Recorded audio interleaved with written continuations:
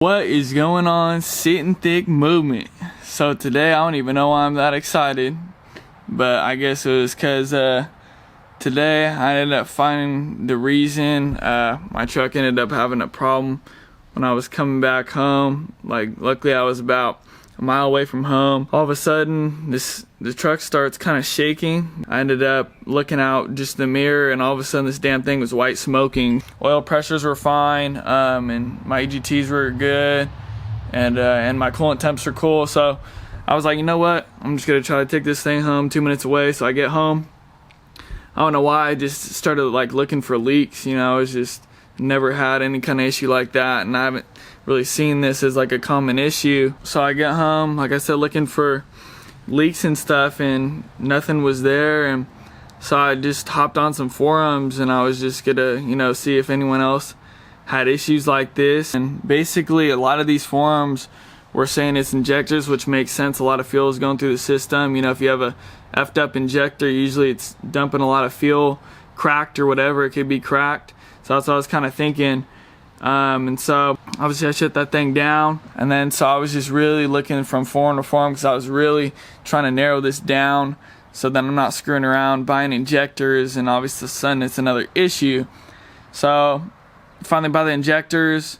They're gonna come Wednesday, and so I'm like, okay, well, I'm gonna tear them open and pop all the injectors out the day before, so I wouldn't have it wouldn't take too long. When I get the injectors, just throw them right in, pop the cover off, and all of a sudden this rocker is cranked down, all the way down, like it's pushing on the valve springs, but the valve bridge actually that comes on the top of both valve springs, that thing is actually fell off.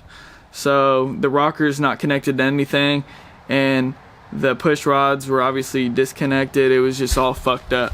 And I was on the intake. It was on the intake side, and it was on the 4-cylinder. And basically I'm just pivoting the rocker, and it's not even wanting to move. That thing is just stuck down.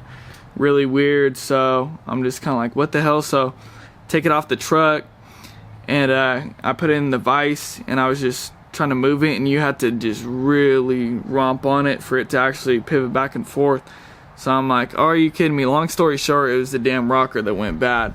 So today I'm going to show you guys what that looks like, how effed up this rocker really is.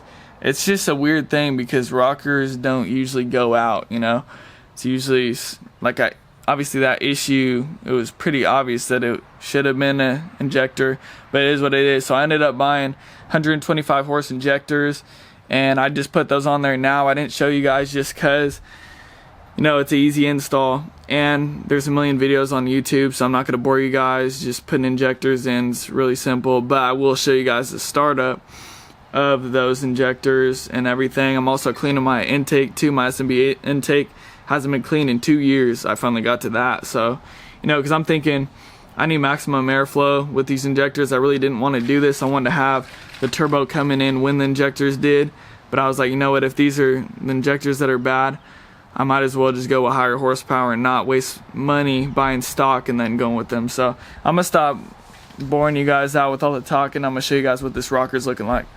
Alright guys, so this is what an effed up rocker looks like. I have the hold down bolt in the vise, and I'm gonna show you guys how much force this thing actually takes.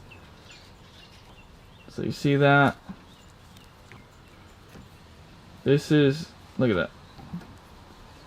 I'm putting a good amount of force when this comes back down on the push rod. It's that side. Look at that. I'm really putting my hand down on that thing. So, I mean, you can just hear it too. Listen. You can just hear that thing just really grinding when it's coming up and down. So I'm gonna go grab that rocker right now. We're gonna go throw that in there. I basically did everything this time.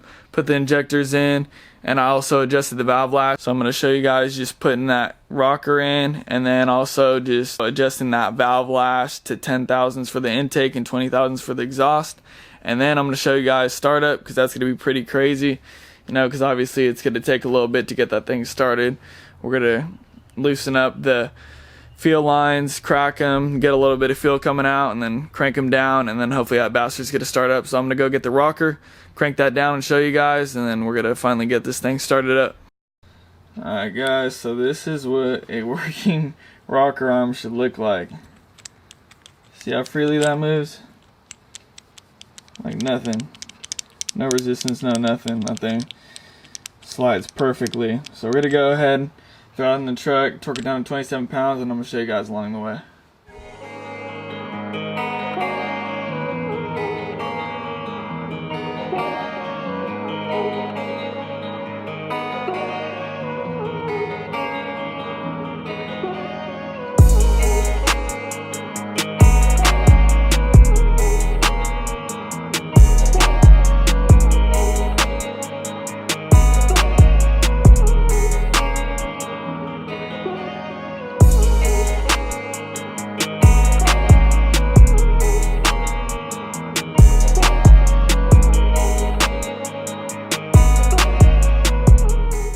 Alright guys, so after a long damn night, we finally got everything freaking together. So this is going to be the first startup after the injectors, rocker being back on, also clean the intake, just a lot of little BS, you know, that I ended up doing. So you guys are going to finally get to see how this thing starts up, and you know, hopefully it does. So I'm going to go ahead and show you guys just cracking the lines 1, 3, and 4 until you get feel out, then you tighten them back up, and then the thing should crank right up. So go ahead and show you guys that process.